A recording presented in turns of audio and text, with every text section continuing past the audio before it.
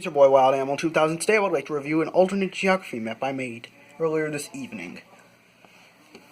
So, when I say review, I mean discover the scientific aspects of this map, and so I'm just trying out a new video. Let me know if you want to see more stuff like this. So you can see that I have written black lines signifying the continental plates.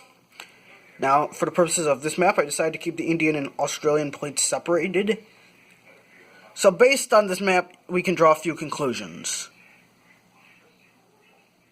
Since South America is closer to Africa, or whatever passes for Africa in this universe, since South America and Africa are closer, it's highly speculatable that we're going to have something like the Mid-Atlantic Ridge in this universe. Meanwhile, the Mid-Atlantic Ridge in between North America and Europe has literally become Atlantis, or some other name we're going to call this.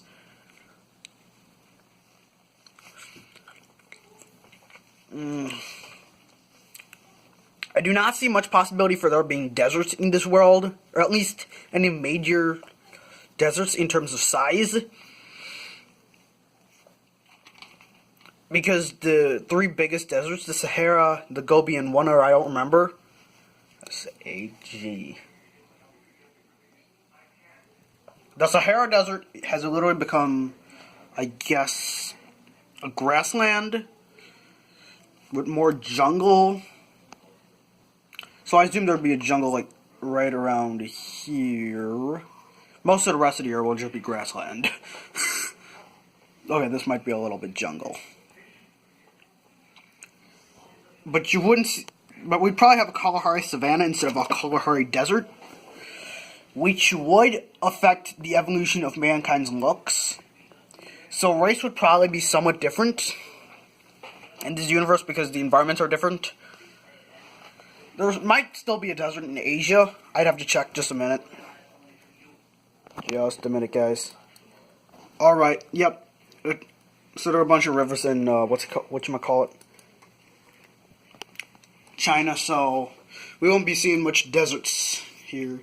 There might be a desert here, or Lemuria, or this strip of land that would normally be East Africa. Or maybe in Patagonia. Maybe in North America. But nah, not that much deserts. Anyway, enough talk about deserts, more talk about mountains. It should come off as no surprise to you that the Himalayas still exists in this timeline. It's roughly the same.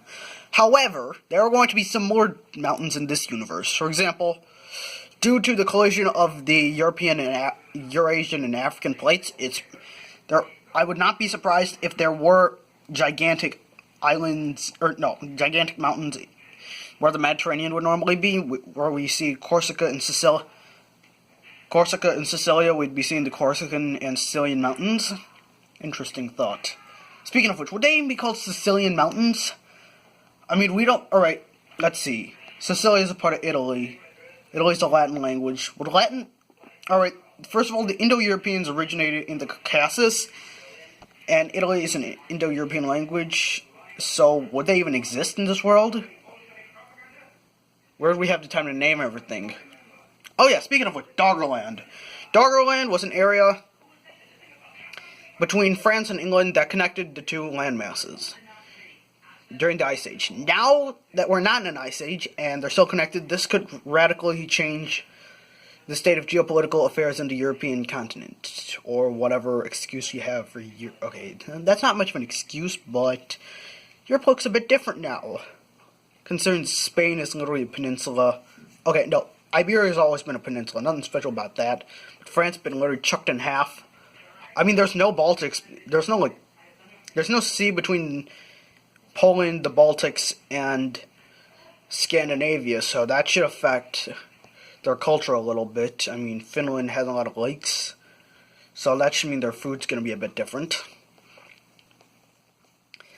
And there might not be as much deserts in Central Asia. It's probably going to be more steppes.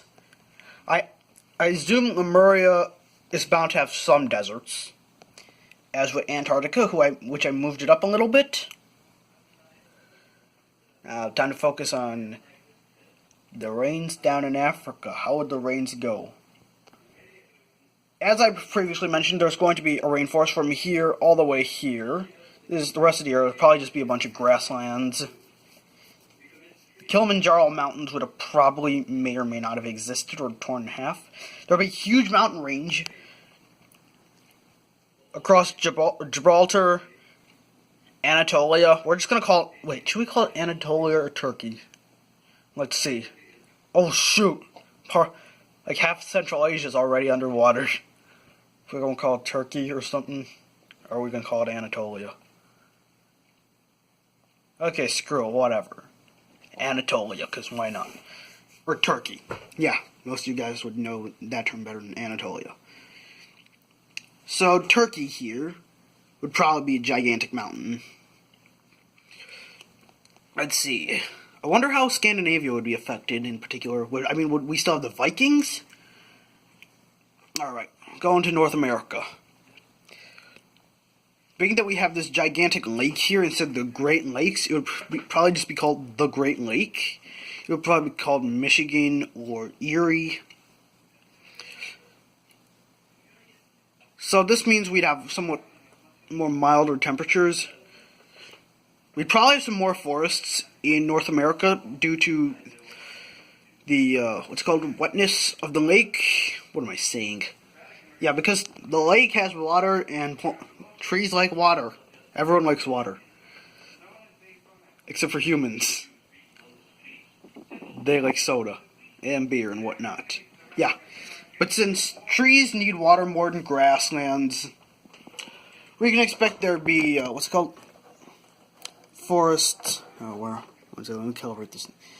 Up to like here or so. There'll probably still be wetlands here. And Mexico and Central America would have roughly the same climate. Nothing special about the Caribbean in this map that's different than our universe, but holy crap, look. We brought Beringia back. Beringia was a land strait that existed back in the Ice Age. We decided to bring that back for the purposes of this map. Oh, and look, Sakhalin, the island on top of Japan that belongs to Russia, is now part of Siberia. Or Beringia. I don't know what to call it. Chakota? Kamchatka? Nomenclature is a complicated subject, my friends. South America will be roughly similar. Oh shoot. Venezuela isn't on this map, neither the French Guiana, Guyana, Suriname, those countries ain't there.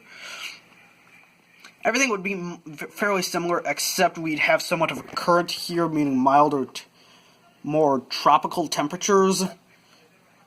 So the temperatures between Atlantis and South America wouldn't be as extreme. While in contrast, Atlantia would be mostly filled by forests and grasslands, the nature of which unknown, but it would still have somewhat of a Mediterranean climate. Speaking of the Mediterranean, which is now filled by a huge mountain, Europe, who's now filled with Doggerland. No Scandinavian Sea to speak of in this giant this giant Caspian Gulf. But hey, Crimea still exists. Crimea, over there. You see that? See that? Right there. Yeah, Crimea still exists. Anyway, Iran isn't there on this map. I decided that this should substitute the Nile River, but it hasn't been doing such a good job. We can predict that there wouldn't be as much deserts in Central Asia. Rather, it would be more... Heck, even forests would be there. Can you imagine the forests in Central Asia? Oh, wait, they already have them, but it still baffles me to a certain extent. Let's see. How would this affect climates around in Afro-Eurasia? I don't know, but onto Arabia, which wouldn't be a desert in this timeline. It would probably have a climate somewhat similar to that of ancient Egypt. Wet for most of the year, dry for most of the year with a few months of rain. We'd have a mid-Atlantic range here, I already said so. I assume India... Oh, wait, we've just made India a little bit bigger, so that could afflict the climate a lot, but we are fairly sure most of it would still be grassland. See, Asia, East Asia, most of it's relatively similar, except we don't have the Philippines and Indonesia. Indonesia and Philippines are part of Lemuria now, this gigantic continent in the Pacific, which is going to be fairly tropical. As with Africa, which we already talked about. Now onto the subject of Australia. Australia would probably have more grasslands. It wouldn't be the outback. We don't know what the outback would be in this situation, but as you can see, New Guinea, Tasmania, and New Zealand have all been connected to the mainland of Australia. Not as much deserts, more grasslands. Now you can take a look at the oceans. There's probably going to be some currents here, so that could affect the temperatures a little bit. Very interesting to study the maps and see what things would have been. As one of my friends have said, this is Wild Animal 2000. Catch you later.